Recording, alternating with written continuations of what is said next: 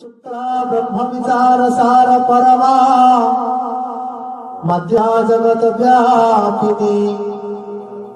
वीणा पुस्तक धारिणी भजदा जट्यंधकार महा अस्ते स्फटिकमालिकं दधति पदमासने संस्तुता वंदे तं परमेश्वरी भगवती बुद्धि प्रदा शारदा देवी प्रपन्नाति हरे प्रसीद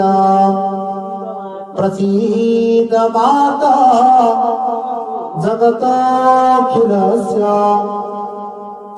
प्रसीद विश्वेश्वरी पाहि विश्वा त्वमीश्वरी देवी चराचरस्य वैष्णवी शक्ति प्रणत बीजा विश्वास्य बीजा परमासि माया सम्मोहितं देवी समस्तमेतत् त्वं वै प्रसन्ना भुवि मुक्ति हेतु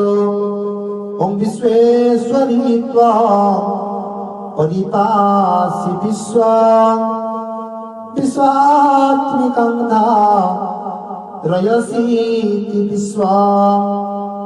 विश्वेशवन्द्या भवन्ति विश्वास्वयाजे त्वयि भक्ति नम्रा।